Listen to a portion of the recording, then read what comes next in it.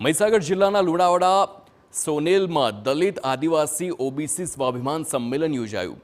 એસટી/એસસી સમાજના અંગે વાંધાજનક ટિપ્પણી કરવા બદલ મહીસાગરના કલેક્ટર નેહા કુમારીને સસ્પેન્ડ કરી ખાતાકીય કાર્યવાહી કરવા માગણી સાથે આ સંમેલન યોજાયું હતું, જેમાં અમિત ચાવડા, ધારાસભ્ય ચૈતર વસાવા, જિગ્નેશ મેવાણી, ગુલાબસિંહ ચૌહાણ, અનંત પટેલ સહિતના નેતાઓ પણ ઉપસ્થિત રહ્યા હતા।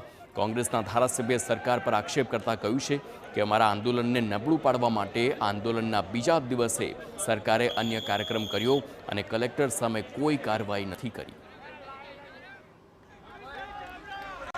નેહા કુમારીએ ઓબીસી આદિવાસી દલિત સમાજ વિશે જે નિવેદન કર્યા એ સ્પષ્ટપણે એટ્રોસિટી એક્ટની લાગુ પડતી કલમ મુજબ ગુનો બને છે।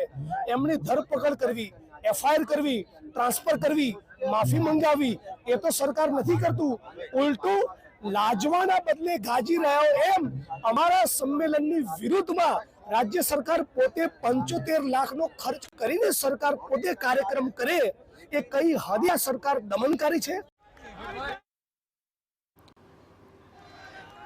તો બીજી તરફ શિક્ષણ પ્રધાન કુબેર ડિંડોરે પ્રતિક્રિયા આપતા જણાવ્યું છે કે કોંગ્રેસના ઇરાદા અહીંની જનતા જાણે છે। આંદોલનના નામે જનતાને ભ્રમિત કરવાનો પ્રયાસ સાર્થક નહીં થાય તેમ જણાવ્યું છે।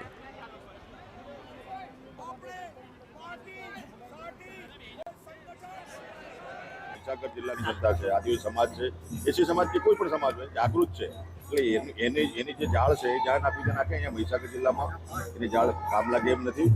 એ ભ્રમિત કરવાનો જે પ્રયત્ન કરી રહ્યા છે, ખોટી રીતે લોકોને ઉશ્કેરવાનો પ્રયત્ન કરી રહ્યા છે આદિવાસી સમાજ, એસી સમાજ એ એમને મુબારક।